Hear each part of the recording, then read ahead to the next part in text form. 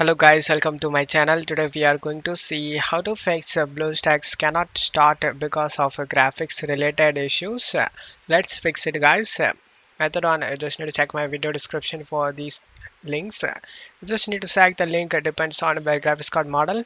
For Nvidia users, you just need to select GeForce graphics card series and select your graphics card model, select your operating system, select your language and select find option. Download the game ready driver if you are a gamer. If you are a content creator, then you just need to download the studio driver.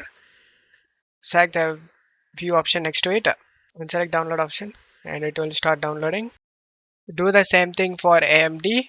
uh, for Intel users, you just need to download this Intel driver support assistant. After getting download done, install it. After the installation done, in system tray you can able to see Intel support assistant. Just right click and select check for new drivers, and this page will open up. Select the download all option to download all the required drivers for your Intel graphics, and after that you can check if the problem solved or not. If not, method 2, you just need to right click on the BlueStacks 5 and select open file location. You just need to double click on the multi instance manager and this will open up. Select the instant option and select fresh instant. From this drop down, select Nugget 32-bit or Nugget 64-bit and select next.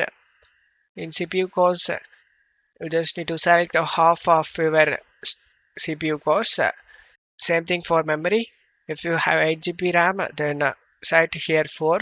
Select your resolutions and performance mode set to high performance and select download option.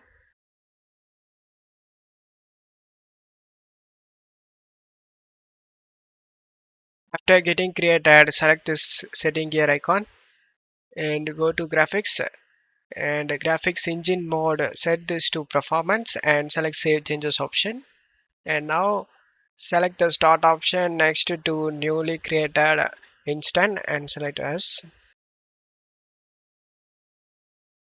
And now your problem should be fixed guys. Don't forget to leave a like guys. Thank you.